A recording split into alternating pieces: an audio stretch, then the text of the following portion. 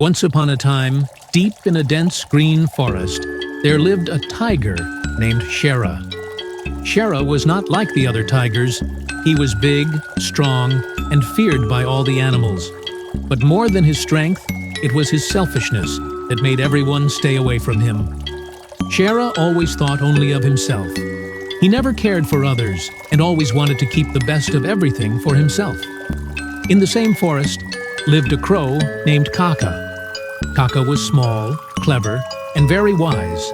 Unlike Shera, Kaka was liked by everyone in the forest. He would often help other animals and share his food, even though he didn't have much. Kaka knew how to survive using his wit and brains, and that made him special. One hot summer day, when the sun was high in the sky and all the water holes were drying up, the animals of the forest started to worry. The dry season had come early that year, and soon, finding water became difficult. All the animals gathered near the last big water hole left in the forest. "Let's share the water," said the deer. "If we all take turns, we can survive until the rains come." The animals agreed. They made a plan to drink water in turns, so no one would be left thirsty. But Shera, the selfish tiger, had other plans. "I am the king of the jungle," he roared. "Why should I wait for anyone? This water belongs to me." Shera, using his power, scared all the animals away from the water hole. He drank as much as he wanted and lay beside the water hole, not letting anyone else come near. The animals were scared, but also angry. They whispered among themselves, "This is not fair. If Shera keeps doing this, we will all die of thirst." Among the animals was Kaka, the clever crow. He watched everything from a tree branch, thinking to himself. He knew that Shera had to be stopped, but how could a small crow like him defeat such a mighty tiger? The next day, the situation became worse. The water in the hole was shrinking, and Shera was not allowing any animal to come near it. The poor animals were suffering in silence. Kaka knew that something had to be done, and quickly. As he flew over the forest, an idea came to his mind. Kaka knew that Shera's strength was in his power, but his weakness was his arrogance and greed. If only he could use that against him. Kaka flew down to the other animals and said, "Don't worry, I have a plan. We will teach Shera a lesson he won't forget." The animals were curious. "What will you do, Kaka? He is so strong, and we are so weak." Kaka smiled. "Leave that to me. Sometimes, brains are more powerful than strength." The next morning, as the sun rose and the forest animals were too weak to move, Shera stretched his massive body beside the water hole. He was pleased with himself, knowing that the water belonged to him alone. Just then, Kaka swooped down from a tree and landed right in front of Shera. "Good morning, mighty Shera," Kaka said in a cheerful voice. Shera looked at him suspiciously. "What do you want, little crow? Don't you know I don't like to be disturbed?" Kaka bowed his head respectfully. "Oh, I'm not here to disturb you, great tiger. In fact, I admire you. You are so strong and powerful. I think no one in this entire forest is as great as you." Shera, though proud, didn't trust Kaka completely. "Why are you praising me, Crow?" "What do you want?" Kaka smiled. "I want nothing, mighty Shera. But I have some information that might interest you." Shera, being curious and proud, asked, "What information?" Kaka's eyes twinkled. "I overheard something very interesting while flying through the forest. I heard that just beyond this forest, there is another water hole, even bigger and fuller than this one. And guess what? There's no one guarding it. If you go there, you can have all the water to yourself without having to share it with anyone." Shera's ears perked up. The idea of having more water and no animals to bother him seemed very tempting.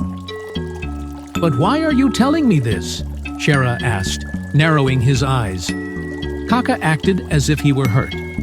"I am simply a loyal servant of the great tiger. I thought you should be the first to know about such an opportunity." Shera, in his greed and arrogance, believed Kaka's words.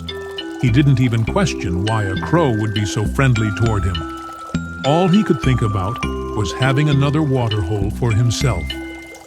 "Lead me to this waterhole," Shera demanded. Kaka smiled inwardly, knowing his plan was working. "Follow me, mighty tiger. I will show you the way." Kaka flew ahead, and Shera followed closely behind. As they traveled deeper into the forest, the path became more difficult. The bushes were thick, and the trees were tall. Shera was beginning to get tired, but he didn't want to show any weakness in front of Kaka. "Are we there yet?" Shera growled impatiently. "Just a little further, Great Tiger," Kaka replied. "We are almost there." As they went deeper into the forest, the terrain became rocky and the bushes thorny. Shera, though strong, started feeling the pain from the sharp stones and thorns that pricked his paws. But Shera's greed pushed him forward. "I must reach the waterhole," he thought to himself. Kaka, flying just ahead, saw Shera's struggle and knew that his plan was working perfectly. After a long and tiring journey, they reached a small clearing in the forest. In the center of the clearing was a large pit, covered with dry leaves and sticks. "There it is," Kaka said, pointing to the pit. "The waterhole is just beyond this clearing. But be careful, mighty tiger. The ground here is a bit unstable." Shera, eager to reach the water, ignored Kaka's warning. In his hurry, he stepped forward, and suddenly, the ground beneath him gave way. With a loud roar, Shera fell into the pit. Kaka had led him straight into a trap, a pit dug by the animals to catch Shera. Shera roared and struggled, but the more he tried to escape, the deeper he sank into the pit. The walls were too steep and slippery for him to climb out. Kaka perched on a branch above the pit and looked down at the trapped tiger.